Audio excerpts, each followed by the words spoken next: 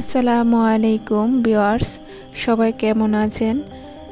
আশা করছি সবাই অনেক ভালো আছেন। আপনাদের দোয়ায় আমি অনেক ভালো আছি।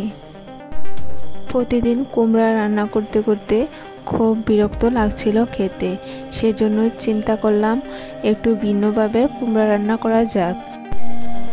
সকালে মাছের সাথে ছিল কচুর চিংড়ি, সেই কচুর চিংড়ি দিয়েই ভাবলাম আজকে কুমড়ো ভাজি করব।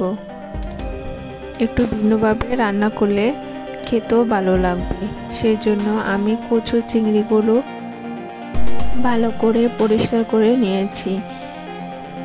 তারপর রান্না বসিয়ে দিলাম। প্রথমে কড়াইয়ে গরম করে পরিমাণ মতো তেল দিয়ে তাতে দুটো পেঁয়াজ কুচি করে দিয়েছি।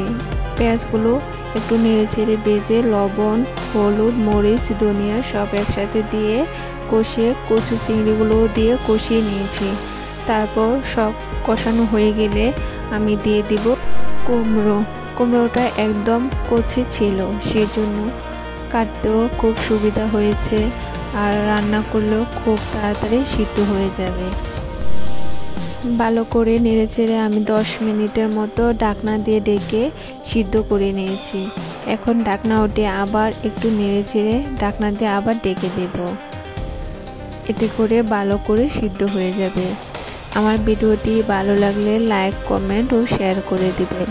আর ভিডিওটি কে কোথা থেকে দেখতেছেন অবশ্যই কমেন্টে জানাবেন।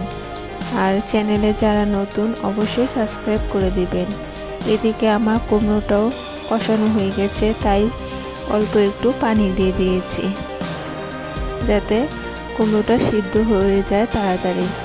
এখন আমি ঢাকনা উঠিয়ে কিছু ধনিয়া পাতা দিয়ে দিলাম, এতে করে সুন্দর একটা ঘ্রাণ আসবে আর স্বাদটাও অনেক ভালো আসবে। আবার ঢাকনা উঠিয়ে কিছুক্ষণ নেড়েচেড়ে আমি ভালো করে সিদ্ধ করে নিয়েছি কুমড়োটা। রান্নাটা প্রায় শেষের দিকে, শুধু ঝোলটা শুকিয়ে নেওয়ার পালা। ঝোলটা শুকিয়ে নিলে আমার রান্নাটা শেষ হয়ে যাবে আর কুমড়োটাও খেতে খুবই ভালো লাগবে। ঝোল রাখলে ভালো লাগবে না, সেজন্য আমি ঝোলটা ভালো মতো শুকিয়ে নিব। একটু পরপর নেড়ে চেড়ে আমি ঝোলটা শুকিয়ে নিব। ভিডিওটি শেষ পর্যন্ত দেখার জন্য আপনাদের অসংখ্য ধন্যবাদ। আশা করছি আমার পরবর্তী ভিডিও দেখার জন্য অবশ্যই পাশে থাকবেন। কুমড়োটাও রান্না প্রায় শেষ।